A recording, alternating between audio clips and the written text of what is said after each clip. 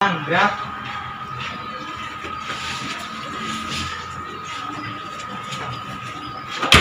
Gerak. Sok, silakan. Kamu masuk. Sok, pakai. Kamu mana maskernya? Kantong, Pak. Pakai lah.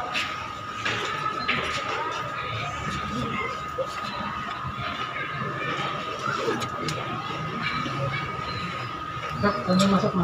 Sok, Neng, terus masuk.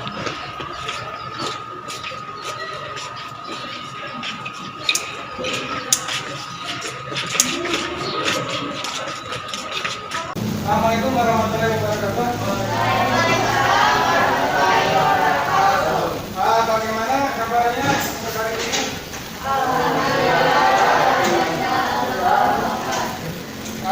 Terima kasih atas waktunya. Kita tetap di pembelajaran di kelas multimedia karena memang kita inginnya motivasi supaya kalian bisa nyaman ya. Sebelum pembelajaran dimulai, alangkah baiknya kita bersyukur ya. Bersyukur atas apa yang telah Allah berikan kepada kita, terutama iman sehat. Kemudian, oh ya, Dir, Dewi,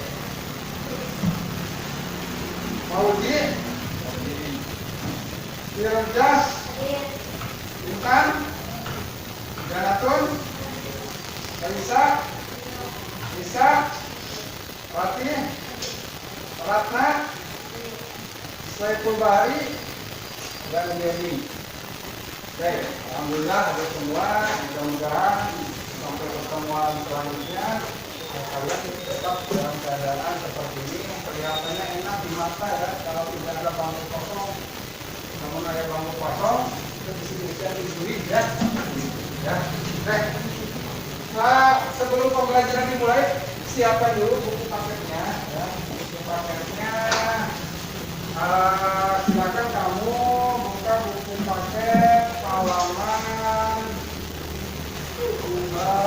berapa sana? Halaman bab 3, kita buka bab 3.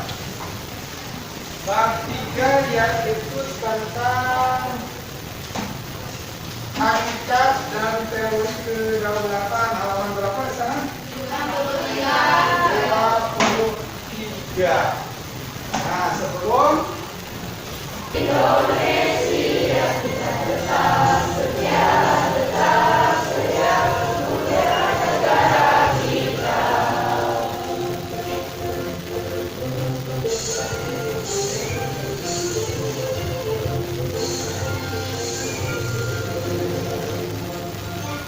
Oke, ya. Silakan dulu. Ya. Nah, nanti Bapak di sini tentang materi yang akan kita bahas. Materi yang akan kita bahas juga adalah tentang hakikat dan teori kedaulatan. Nah, di sini perhatikan ada dua kata hakikat dan teori kedaulatan. Jadi nanti kamu harus bisa mengetahui apa itu hakikat dan teori dari kedaulatan itu ya. Perhatikan di sini. Nah, di sini ada indikator pencapaian kompetisi. Apa yang seharusnya kamu pelajari setelah yang kamu dapatkan setelah pembelajaran ini ya. Nah, di sini diantaranya jelas yang pertama bersyukur. Tanpa bersyukur kita tidak bisa kita sudah semestinya kita harus bersyukur kepada Allah Subhanahu wa Ta'ala karena tanpa Allah kita tidak bisa hidup ya. Yang kedua menunjukkan sikap disiplin. Perhatikan disiplin, jujur dan bertanggung jawab dalam mendukung bentuk dan kedaulatan negara. Nah, nanti kita akan mengetahui apa sih bentuk dan kedaulatan negara kita itu. Nah, setelah kamu mengetahui itu, kamu harus bersikap disiplin, jujur dan bertanggung jawab. Serta di sini yang paling penting adalah mendukung kedaulatan. Yang ketiga mendeskripsikan pengertian kedaulatan. Dalam arti di sini kamu tahu pengertian kedaulatan negara itu apa. Dan yang ketiga yaitu mendeskripsikan macam-macam kedaulatan. Nanti kamu juga harus bisa tahu apa saja sih macam-macam kedaulatan yang ada di dunia ini, bukan hanya di Indonesia ya. Dan yang ketiga, yang selanjutnya, yang kelima ya, mendesak. Baca buku paketnya. Buka. Neng, apa Neng? Kedaulatan Neng? Kedaulatan adalah kekuasaan tertinggi Kekuasaan tertinggi. untuk membuat undang-undang dan melaksanakannya dengan semua cara yang sesuai. Ya, itu betul. Jadi kedaulatan di sini adalah kekuasaan tertinggi dalam suatu negara. Nah, di sini kedaulatan itu ada dari beberapa bahasa. Yang pertama ada dari bahasa Arab, ada dari bahasa Inggris, ada dari bahasa Perancis, dan ada bahasa Italia. Dalam bahasa Arab, daulah itu, kedaulatan itu berawal dari kata daulah. Ya, dari kata daulah ya, yang artinya sebagai kekuasaan tertinggi paling. Untuk melaksanakan keinginan rakyat, melindungi hak-hak rakyat, serta memerintah berdasarkan hati nurani rakyat.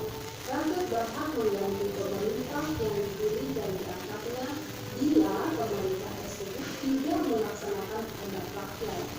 Praktik teori kedaulatan rakyat banyak diambil dan diterapkan oleh negara demokrasi modern termasuk Indonesia. Tokoh teori kedaulatan rakyat adalah universal dengan dampak sosial, jangka pengatur perdamaian masyarakat dan industri dengan teori kebiasaan kita. Dan yang terakhir, kedaulatan hukum. Kedaulatan hukum adalah kedaulatan yang berasal dari hukum yang berlaku di suatu negara. Hukum yaitu pernyataan yang timbul dari kesadaran manusia, dan hukum merupakan sumber kedaulatan. Hukum merupakan kekuasaan yang derajatnya lebih tinggi. Maka negara, pemerintah, pemilihan, dan rakyat semuanya harus tunduk pada hukum. Hukum di atas segala-galanya. Hukum dipandang sebagai sumber pada segala sumber kekuasaan dari negara. Negara hanya sebagai organisasi sosial yang tunduk pada hukum, dan pelanggar hukum harus dikenakan sanksi tanpa kecuali. Tokoh teori kedaulatan hukum adalah Hugo Freire, Immanuel Kant, dan Ludwig Wittgenstein. Sedangkan dalam mengenai teori ini contohnya Inggris, Malaysia, dan Amerika Serikat.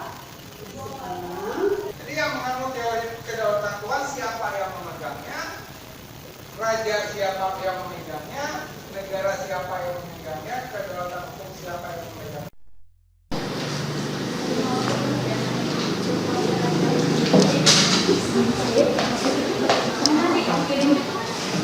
Tinggal disobek.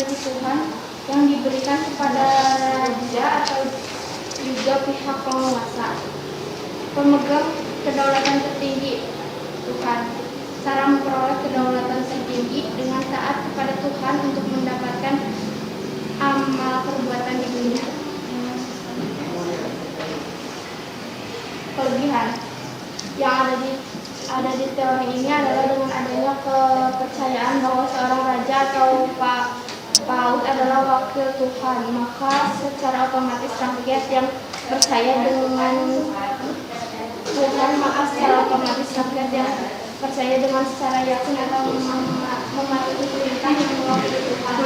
Tuhan adalah zat yang satu dan tidak bisa ditekan dari negara manapun. Pemegang tertinggi kedaulatan Indonesia adalah rakyat, yang menunjukkan Indonesia adalah negara demokrasi. Cara memperoleh kedaulatan tertinggi dalam teori ini, suatu negara berdaulat penuh dan menjadikan lembaga tertinggi dalam kehidupan masyarakat. Jadi negara memegang kekuasaan penuh atas sistem pemerintah yang ada di negara tersebut. Silakan bukunya dimasukkan semuanya. Bukunya dimasukkan. Itu tersendiri berasal dari bahasa Arab, yaitu daulah, yang artinya kekuasaan tertinggi. Jadi dapat diartikan bahwa kedaulatan adalah kekuasaan yang tertinggi untuk membuat undang-undang dan melaksanakannya dengan segala cara. Di dalam kedaulatan itu tersendiri terdapat 4 sifat pokok, yaitu asli, yang artinya kekuasaan tidak berasal dari kekuasaan lain. Kemudian ada permanen, yang artinya kekuasaan tetap ada meskipun pemerintahan sudah diganti, selama negara itu. Macam-macam penganutnya, ada yang menganut tentang teori kedaulatan Tuhan, yang menganggap Tuhan itu adalah penguasanya, penguasa sejatinya. Yang kedua ada teori kedaulatan raja, raja yang menjadi kuasanya. Jadi raja seolah-olah menganggap berkuasa atas segalanya, mulai apapun itu. Bahkan di sini raja tidak bisa melanggar hukum di situ ya. Yang ketiga teori kedaulatan hukum. Keempat teori kedaulatan rakyat itu sendiri. Nah sekarang Indonesia menganut teori kedaulatan rakyat yang berlandaskan hukum. Nah dalam teori kedaulatan rakyat ini ada 3 kekuasaan. Yang pertama ada kekuasaan eksekutif, yaitu kekuasaan yang digunakan untuk menjalankan pemerintahannya yang dipimpin oleh presiden. Dan yang kedua adalah kekuasaan legislatif. Nah ini kekuasaan yang dibuat untuk membuat undang-undang, yang dimiliki untuk membuat undang-undang. Contohnya apa? Anggota DPR RI, anggota DPR daerah, seperti itu. Dan yang ketiga adalah kekuasaan yudikatif, yang fungsinya sebagai pengatur hukum, yang menindak hukum. Jadi kalau ada masyarakat yang melanggar, maka hukum itu yang bertindak. Contohnya adalah hakim. Jadi negara kita menganut itu. Ada 3 kekuasaan, bukan hanya presiden. Di negara kita ada 3 kekuasaan yang berjalan bersama-sama, saling mengawasi satu sama lain. Tetapi dari semua itu adalah rakyat yang paling berkuasa di Indonesia ini. Ya, bisa dipahami semuanya. Harus kamu berbakti kepada orang tua, karena agama mengajarkan itu semua. Ya, bisa dipahami ya. Oke. Sekarang terakhir pimpin doa untuk pulang ya. Silakan. Laki-laki PKM, silakan pimpin doa. Stop. Doa sudah berada mulai.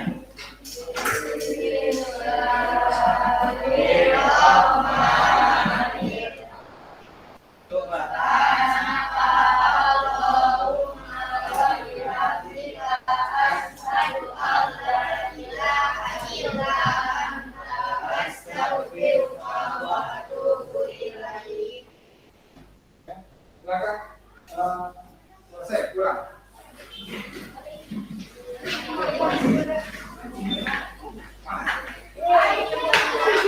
Nanti kalau yang perlukan.